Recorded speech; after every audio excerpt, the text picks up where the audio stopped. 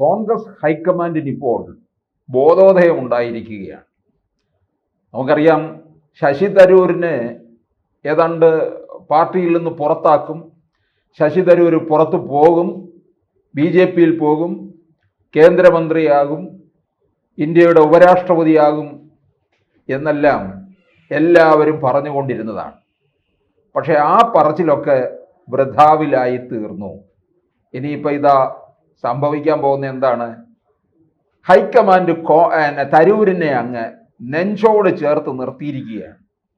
കാരണം തരൂരില്ലാതെ കാര്യങ്ങൾ മുമ്പോട്ട് പോകാൻ പറ്റില്ല എന്ന് പാർട്ടി മനസ്സിലാക്കുന്നുണ്ട്. തരൂരിനെ അങ്ങനെ നെഞ്ചോട് ചേർത്ത് വെച്ച് എവിടെ കൊണ്ടുവരാനാണ്? തരൂരിനെ കേരളത്തിലേക്ക് കൊണ്ടുവരാനാണ്. കേരളത്തിൽ അദ്ദേഹം പാർട്ടിയെ നയിക്കും, പ്രചാരണ സമിതിയുടെ ചെയർമാനാക്കും. വരാൻ പോകുന്ന 2 തെരഞ്ഞെടുപ്പാണ്, തദ്ദേശവും നിയമസഭയും. പ്രചരണ സമിതിയുടെ ചെയർമാനാക്കുക എന്ന് പറഞ്ഞാൽ അതിൻ്റെ അമരക്കാരനായി നിന്നുകൊണ്ട് പാർട്ടിയെ നയിച്ചു കൊണ്ടുപോകും. അതാണിപ്പോൾ ഹൈക്കമാൻഡ് വളരെ തൻ്റെടത്തോടുകൂടി എടുത്തിരിക്കുന്ന ഒരു തീരുമാനമാണ്. ഇപ്പോൾ അതിനു മുമ്പായിട്ട് തന്നെ വിദേശകാര്യ സ്റ്റാൻഡിംഗ് കമ്മിറ്റി ചെയർമാൻ ആയിരുന്നു തരൂരിനെ തന്നെ വീണ്ടും ആ പദവി ഏൽപ്പിച്ചു കൊടുത്തിരിക്കുകയാണ്. അത് കോൺഗ്രസിന് വേണ്ടി മാറ്റിവെച്ചിട്ടുള്ളതാണ്. അതുകൊണ്ട് തരൂർ തന്നെ ആ കാര്യം തുടർന്നും ചെയ്യും. അങ്ങനെ കോൺഗ്രസ് അത് വീണ്ടും തരൂരിന് അംഗീകാരം കൊടുത്തതിൽ നിന്ന് നമ്മൾ മനസ്സിലാക്കേണ്ടത് എന്താണ്? തരൂർ ആരാണെന്നും തരൂരിന്റെ കാലിബർ എന്താണെന്നും കോൺഗ്രസ് നേതൃത്വം മനസ്സിലാക്കുന്നുണ്ട്. കോൺഗ്രസ് നേതൃത്വം മനസ്സിലാക്കുന്നു എന്ന് പറഞ്ഞാൽ ഇവർക്കറിയാം കേരളത്തിലെ കാര്യങ്ങളെല്ലാം തകിടം മറിയുമോ എന്നൊരു സംശയമുണ്ട്.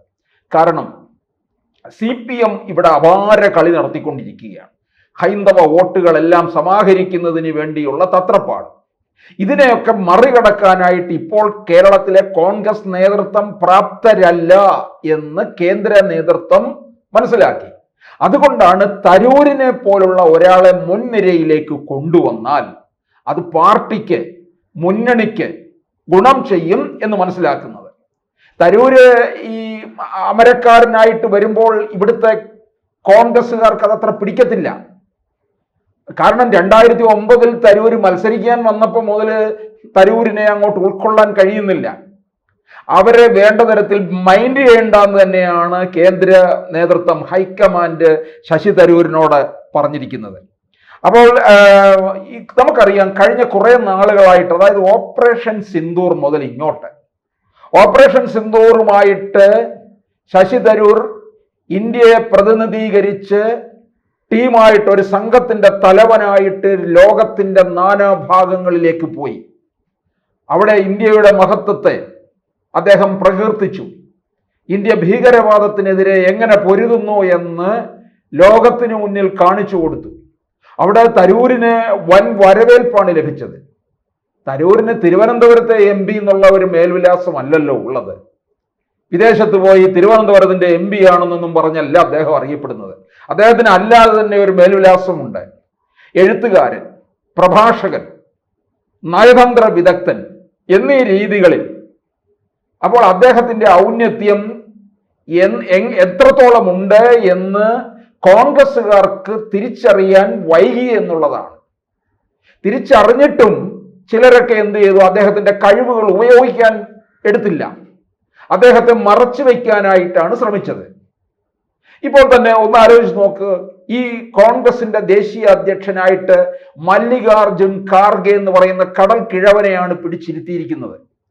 സോണിയാഗാന്ധിയുടെ വീട്ടിലെ കുശിനിക്കാരനായിട്ട് രാഹുൽ ഗാന്ധിയും പ്രിയങ്ക ഗാന്ധി എഴുതി കൊടുത്തു വന്നിരുന്ന് മാധ്യമങ്ങളോട് സംസാരിക്കുന്ന ആ ഖാർഗെയെ എടുത്തു മാറ്റിയിട്ട് ആ സ്ഥാനത്ത് ശശി തരൂരിനെ ഇരുത്തിയാൽ ഇനിയെങ്കിലും വരുന്ന പാർലമെന്റ് തെരഞ്ഞെടുപ്പെങ്കിലും 10 സീറ്റ് ആദ്യം കൂടുതൽ കിട്ടും. അതിനുള്ള ആർജവമാണ് കോൺഗ്രസ് നേതൃത്വം ഇനിയും ചെയ്യേണ്ടത്. ഇപ്പോൾ കേരളത്തിലേക്ക് വിട്ടിരിക്കുന്നു തരൂരിനെ നയിക്കാനായിട്ട്. അതെന്തുകൊണ്ടാണ് വിട്ടത്? ഇവർക്കറിയാം, ആരെങ്കിലും ഇത്തരത്തിൽ വളരെ ജനകീയനായിട്ടുള്ള ഒരാൾ വന്നില്ലെങ്കിൽ കേരളത്തിലെ കാര്യം കട്ടപ്പുകയാകുമെന്നറിയാം.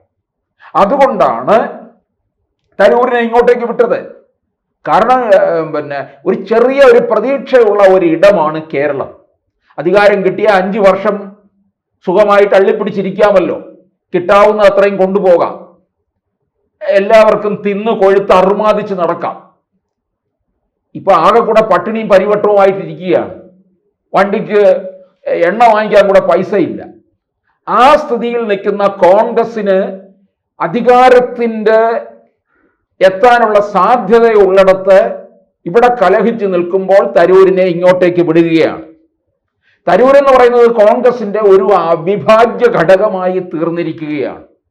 അതുകൊണ്ടാണ് കേരളത്തിലെ കോൺഗ്രസ്സുകാർ ഇക്കാര്യത്തിൽ എതിർപ്പ് പറഞ്ഞാലും തരൂർ അത് വേണ്ട തരത്തിൽ ഗൗനിക്കണ്ട എന്ന് പറഞ്ഞിരിക്കുന്നത്. അത് മുഖവിലക്കെടുക്കേണ്ട കാര്യമില്ല. തരൂർ വരുമ്പോൾ ചിത്രം മാറുമേ. തരൂർ ഇടയ്ക്ക് കേരളത്തിലെ പലയിടങ്ങളിലും പൗരമുഖ്യന്മാരുടെ ഇടയിലൊക്കെ ഒന്ന് പോയി ഒരു പ്രചാരണമൊക്കെ നടത്തിയതല്ലേ. പെരുന്നയിലും അതുപോലെ പാണക്കാടും ഒക്കെ പോയപ്പോൾ കിട്ടിയ ഒരു അംഗീകാരം എന്ന് പറയുന്നത് വളരെ വലുതായിരുന്നു. അത് ഭയന്നു ഇവിടുത്തെ അധികാരമോഹികള്. അവരെ ഏത് തരത്തിൽ തരൂരിനെ തകർക്കാമെന്നുള്ള കാര്യത്തിലായി. അങ്ങനെ ഒന്ന് ഒതുക്കി തീർത്തു. അത് കഴിഞ്ഞപ്പോഴാണ് തരൂര് നരേന്ദ്രമോദിയെ പ്രകീർത്തിക്കുക ഒക്കെ ചെയ്തത്. ഇപ്പോഴും അവർക്ക് ഭയമുണ്ട്. അതായത് കേരളത്തിന്റെ ഈ പ്രചാരണ സമിതിയുടെ ചെയർമാനായിട്ട് ഇങ്ങോട്ടേക്ക് വിട്ടാൽ 2 തെരഞ്ഞെടുപ്പാണ്, തദ്ദേശവും നിയമസഭയും. ആ സമയത്തെങ്ങാനും നരേന്ദ്രമോദിയെ പ്രകീർത്തിച്ചുകൊണ്ട് എന്തെങ്കിലും പറഞ്ഞു കഴിഞ്ഞാൽ പാർട്ടി പ്രതിരോധത്തിലാകുമല്ലോ എന്ന് ചിലർ ഓർക്കുന്നുണ്ട്. കാരണം അങ്ങനെ എന്തെങ്കിലുമൊക്കെ വന്നു കഴിഞ്ഞാൽ അത് പാർട്ടിക്ക് ഒന്നുകൂടെ വലിയ ക്ഷീണമുണ്ടാക്കും എന്നാണ് കരുതുന്നത്. അപ്പോൾ അതുകൊണ്ടൊക്കെയാണ് ഈ ഓപ്പറേഷൻ സിന്ദൂറിന് ശേഷം തരൂരിനെ കേരളത്തിലേക്ക് വിളിക്കാതിരിക്കുകയായിരുന്നു ഇവിടുത്തെ പാർട്ടി നേതൃത്വം. പാലക്കാട് ഉപതെരഞ്ഞെടുപ്പ് നടന്ന സമയത്ത് അവിടേക്ക് കൊണ്ടുപോയോ? ഇല്ല. അത് കഴിഞ്ഞ് നിലമ്പൂരിലും കയറ്റാതെ മാറ്റി നിർത്തിയിരുന്നു എന്നുള്ളതാണ്. കാരണം അവിടെ വന്ന് മോദിയെ പ്രകീർത്തിച്ചു കഴിഞ്ഞാൽ എന്ത് ചെയ്യും? അതുകൊണ്ട് തരൂരിനെ എവിടെ നിന്നൊക്കെ ഒതുക്കാമോ ആ തരത്തിലൊക്കെ ഒതുക്കുകയായിരുന്നു കേരളത്തിലെ നേതൃത്വം. 2009 മുതൽ ഇവർക്ക് സഹിക്കാൻ കഴിയുന്നില്ലായിരുന്നു കേരളത്തിലെ കോൺഗ്രസിന്.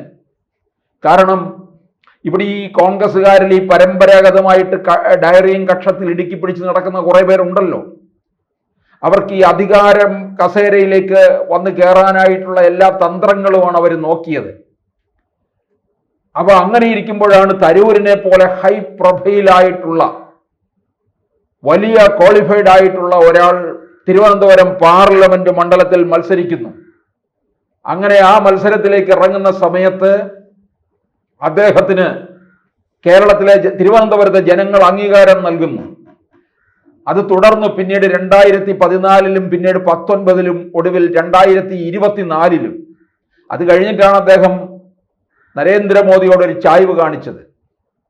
ഇപ്പോഴും കേരളത്തിലെ കോൺഗ്രസ്സുകാർക്ക് പ്രതീക്ഷയില്ല തരൂർ കോൺഗ്രസിൽ തന്നെ നിൽക്കുമോ എന്നുള്ള കാര്യത്തിൽ.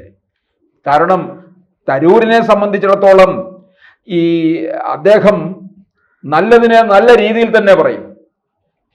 നരേന്ദ്രമോദിയും ട്രംപുമായിട്ടുള്ള കൂടിക്കാഴ്ച അതിന്റെ നയതന്ത്ര രീതിയിൽ തന്നെയാണ് തരൂർ വിശകലനം ചെയ്ത് വിലയിരുത്തിക്കൊണ്ട് അതിനെ പ്രശംസിച്ചത്. അത് കഴിഞ്ഞ് പഹൽഗാം ഭീകരാക്രമണത്തിലെ ഇന്ത്യ നടത്തിയ ഓപ്പറേഷൻ സിന്ദൂർ വിജയമാണെന്നും അതേ അവസരത്തിൽ രാഹുൽ ഗാന്ധി തിരിച്ചും പറഞ്ഞുകൊണ്ടിരിക്കുകയായിരുന്നു. അതിനെയൊക്കെ തന്നെ ഖണ്ഡിച്ചുകൊണ്ടാണ് ശശി തരൂര് ഈ ഭീകരാക്രമണത്തിനെതിരെ ഓപ്പറേഷൻ സിന്ദൂറിലൂടെ ഇന്ത്യ ഒരു വലിയ വിജയം കണ്ടെത്തിയിരിക്കുന്നു, ഭീകരതയെ പാകിസ്ഥാന്റെ ഭീകരതയെ തീർത്തിരിക്കുന്നു എന്ന് ഉച്ചത്തിൽ ഘോഷിച്ചത്.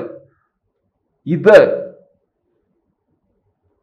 ശശി തരൂരിന്റെ ഒരു വലിയ ഒരു രാജ്യസ്നേഹമാണ് കാണുന്നത്, BJPയുടെ സ്നേഹമല്ല. ശശി തരൂർ വിദേശത്ത് ചെന്നപ്പോൾ തന്നെ പറഞ്ഞത് എന്താണ്? ഞങ്ങളുടെ രാജ്യത്തെ പ്രതിപക്ഷ നിരയിൽ നിന്ന് വരുന്ന ഒരാളാണ്, പാർലമെന്റിൽ പ്രതിപക്ഷ നിരയിൽ നിന്ന് വരുന്ന ഒരാളാണ്. പക്ഷെ ആ പ്രതിപക്ഷ നിരയിൽ നിന്ന് വരുന്ന ഒരാളാണെങ്കിൽ പോലും ഞാനിപ്പോൾ വന്നിരിക്കുന്ന എൻ്റെ രാജ്യത്തിന് വേണ്ടിയാണ്. ഇതേ അവസരത്തിൽ പാർലമെന്റിലെ പ്രതിപക്ഷ നേതാവായ രാഹുൽ ഗാന്ധി എന്താണ് പറഞ്ഞു നടന്നത്? രാജ്യത്തിനും നരേന്ദ്രമോദിക്കും എതിരെയാണ് പറഞ്ഞുകൊണ്ട് നടന്നത്. അത് ആ ഭാവി പ്രധാനമന്ത്രിയുടെ ചില ജൽപ്പനങ്ങളായിരുന്നു എന്നുള്ളതാണ്. എന്തായാലും രാഹുലിനെ ഈ ഒക്കെ തന്നെ ഇങ്ങനെയൊക്കെയുള്ള കാര്യങ്ങളിൽ നിന്ന് ആരോ എന്തോ പറഞ്ഞു മനസ്സിലാക്കിയിട്ടുണ്ട്. തരൂരിനെ ചേർത്ത് നിർത്തിക്കഴിഞ്ഞാൽ അതിൻ്റെ നേട്ടമുണ്ടാകും, അല്ലെങ്കിൽ വലിയ തിരിച്ചടിയായിരിക്കും സംഭവിക്കാൻ പോകുന്നത്. തരൂരിലൂടെ കേരളം പിടിച്ചെടുക്കാൻ കഴിയും എന്ന് കേന്ദ്ര നേതൃത്വം മനസ്സിലാക്കിയത് കൊണ്ടാണ് തരൂരിനെ കേരളത്തിലേക്ക് ഇറക്കാൻ തീർച്ചപ്പെടുത്തിയിരിക്കുന്നത്.